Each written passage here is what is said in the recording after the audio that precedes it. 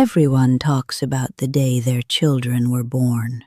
Nobody talks about the day their children stopped needing them. I am 85 years old. My hands that once held tiny fingers now hold nothing but time, and I have been sitting here trying to figure out which loss was bigger. I did not always look like this. There was a time, and I remember it the way you remember a song you haven't heard in decades. There was a time when these hands moved fast, when this body had a purpose that started before sunrise. It didn't end until the last child was asleep. I was strong then, not Jim strong. I mean the kind of strong that comes when someone small depends entirely on you. When you are the only person on earth who can make the crying stop. I carried them before they could walk. I ran after them when they could. My name was not what it says on my documents. My name was Mama. My name was Baba. My name was Come Quick, I Need You, and I always came. Every single time. That was my name. That was who I was. And no one tells you, no one sits you down and warns you that one day that name stops being called, and you have to figure out who you are without it. I remember the sick nights, fever nights, the ones where the thermometer read numbers that made your stomach drop. When they were burning and shivering at the same time, and they looked at you with those eyes, confused, scared, trusting, and you were the only universe they knew. I would sit beside that small bed for hours. I did not know then that I was living inside something irreplaceable. I remember the first day of school. I had prepared them, practiced the backpack, labeled the water bottle, walked the route twice. I thought I was ready. I was not ready.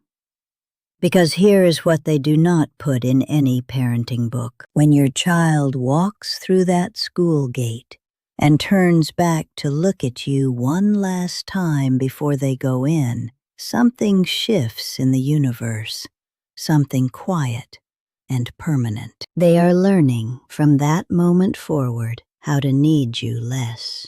And you are standing at the gate, smiling, waving, pretending this is only a good thing. It is a good thing. It is also a small grief.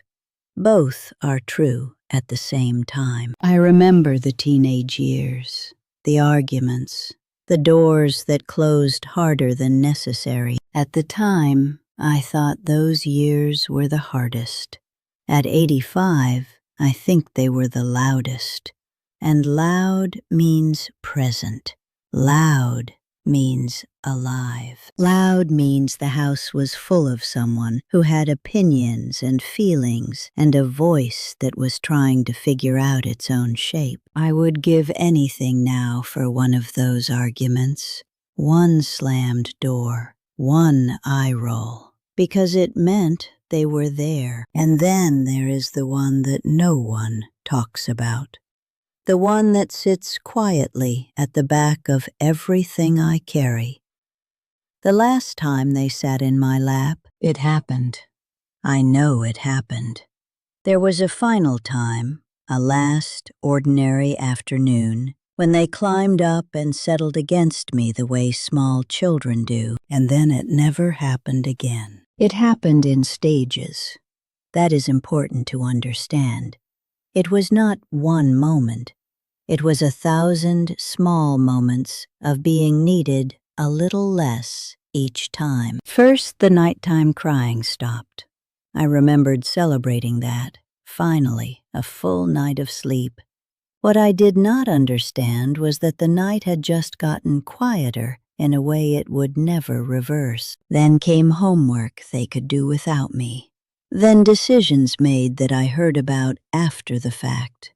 Each one a small, clean cut. I watched them become parents.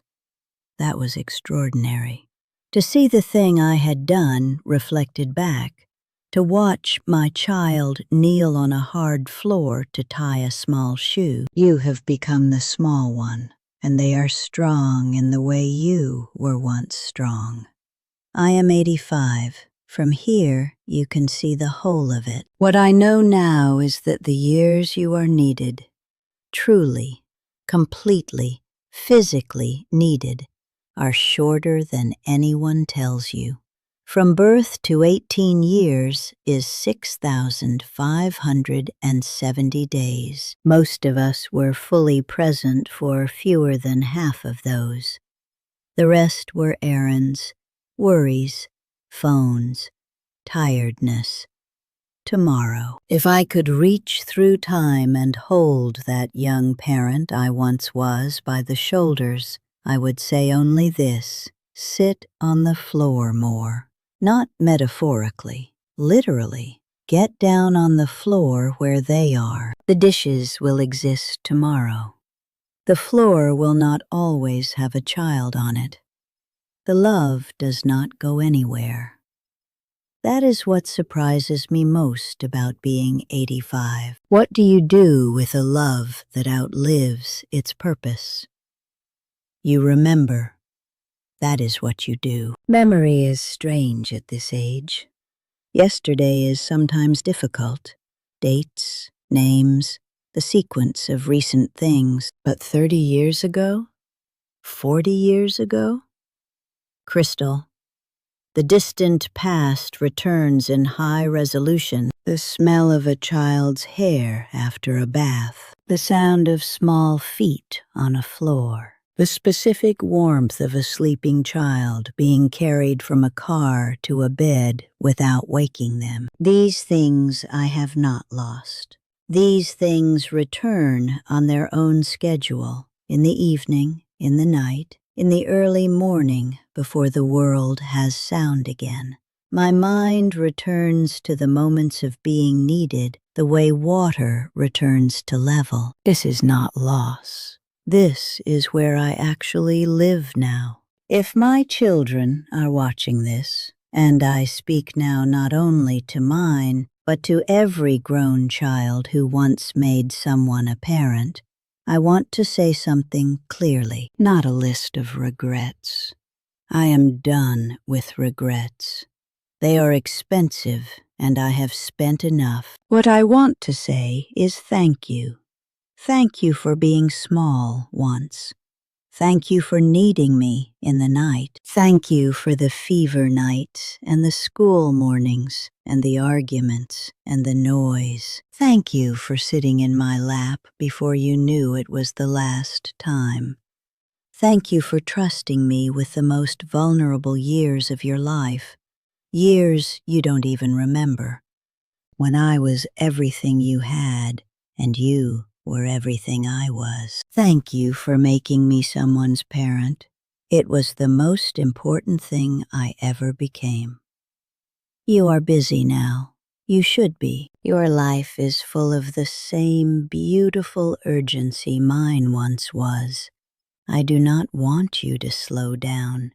I do not want you to carry sadness about time or distance or the years that passed the way years must pass. I only want you to know, when you are sitting with your own child on a fever night at 2 a.m, counting small breaths and feeling the specific weight of being completely needed by someone small and trusting, I want you to know that I did that too, and it was everything. It was truly everything. I kept the nightlight on in the hallway for 30 years. Not for them, for me, so I could find my way to them in the dark. It's off now. It is finally off, but I still know the way